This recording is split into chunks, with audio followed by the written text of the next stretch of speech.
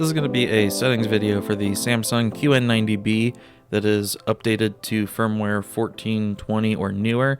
This one is on 1430. This will cover day and night mode as well as game mode. So the first thing you want to do is make sure that you go in the power and energy saving menu here and disable anything that affects the picture quality. You can keep the screensaver on if you like to. And check the power and energy features under both Filmmaker and Movie separately, because they are separate sometimes. Now starting out, what we're going to do is Filmmaker for our night mode. So we're going to set brightness to 15 for SDR, contrast to 45, sharpness should be at 0, color you're going to bump up a little to 28. From there, under picture clarity settings, this menu here is entirely up to you. You can leave it off, put on auto, or adjust things here with custom. Just know that the judder reduction is going to affect the majority of content you watch. That's anything 24 or 30 FPS or hertz. Blur reduction is for anything 50 and 60 or higher. LED clear motion is black frame insertion. It will cause flicker and darken the image. And then noise reduction will try to smooth out the image and get rid of noise. Personally, I would leave that whole menu off. Local dimming for SDR content you want to keep on low.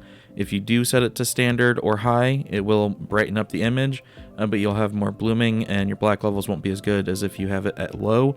And then the reason our brightness is down at 15 is the lower you can set the brightness, the darker your black level is going to be. So you set this to what's comfortable for your eyes and your viewing in your room. Going down further, contrast enhancer should definitely be off. For color tone, warm 1 is a little bit too blue, and then warm 2 out of the box is a little bit too red and green, but with a 2-point correction. These settings will not be perfect for every panel, but you can try them and see if that helps out. It does add a little bit of blue back in to balance it to be D65, at least on this particular panel.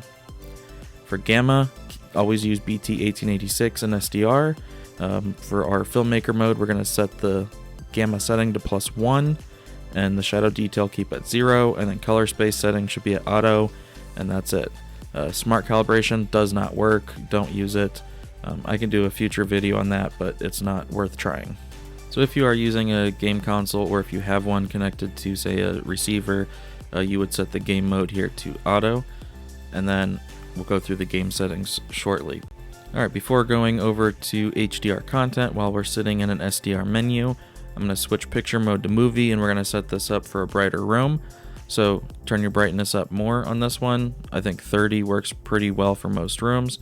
Contrast 45, sharpness still at 0, color still at 28, tint still at 0. Pretty much all this is going to be very similar, just returning up the brightness to use in a brighter room. Local dimming still on low, contrast enhancer still off. These are the white balance settings, which are slightly different because of the increased luminance. Now, gamma, we're still going to leave at +1 with BT1886, and color space still at auto. And if you are in a much brighter room, feel free to turn that brightness up higher than 30, or if you're in a darker room and you don't need to set it as high as 30, then you don't need to. Alright, so now you need to actually start up some HDR content to switch the TV into HDR mode. And we're going to use Filmmaker for our most accurate setting, and then we're going to use Movie with a little bit of a lifted EOTF and a little bit lifted shadow detail for daytime viewing. So in Filmmaker, you leave contrast and brightness at 50. Color, we're actually going to turn down to 20 to help with the little bit of oversaturation that it has out of the box. With local dimming, high and standard are different and they affect the EOTF tracking. You can see how much brighter the image gets when you switch to standard from high, but for this mode, for the accurate mode, we're going to keep local dimming on high. Local dimming on low should not be used in HDR content, as it does reduce the brightness quite a bit. So we're going to use high for our accurate mode. Contrast enhancer, again, off. Color tone, again, warm 2 is a little bit too warm. Warm 1 is too blue. So just set it to warm 2. You can try these 2-point settings here for Filmmaker HDR. Now gamma is going to now say ST2084, which means you're in HDR. You can see as you adjust this setting, it gets brighter and darker.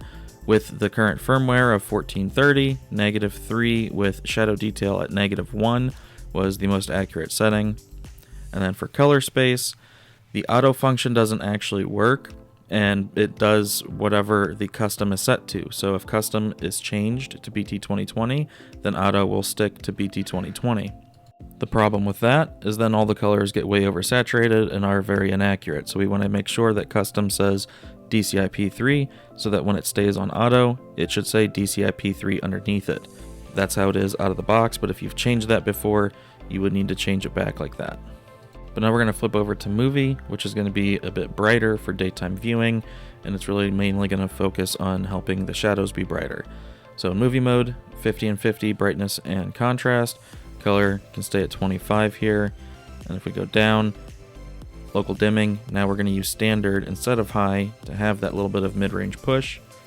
And then going further down, again warm 2, here's the white balance for movie mode in HDR, and then with the ST2084, instead of -3, we're just going to do -2, and then shadow detail can stay at -1. And what that's going to do is help just lift a little bit of the darkened detail and the mid-ranges to be more visible during the day or in a brighter room with lights on. Now, once you have a game started up, hold the play and pause button, and that brings up the game bar. Now, there's a lot of different preset profiles here. We're only going to worry about the standard one, and then we're going to go to the game mode settings. Again, earlier, as I said, game mode should be on auto if you're using some kind of like receiver or something. HDR tone mapping, we'll come back to that menu in a minute when we get to the HDR gaming. Right now, this is for SDR gaming. So we're pretty much going to mirror most of our SDR bright room movie mode settings here with 30 brightness, 45 contrast, color at 21 for game mode. Kind of pulls in that bit of oversaturation in SDR. Local dimming, again, SDR content, it's best on low. Contrast enhancer off. Color tone, warm 2. These are the white balance settings that worked for game mode. And while these were on the 65-inch panel that I have, I also did a 85-inch QN90B recently, and it was fairly similar. So again, it's not going to be perfect for every panel, but it should help get a little bit closer to D65. Gamma, BT1886 at 0. Shadow detail, we're going to go +1. Color space, leave it auto.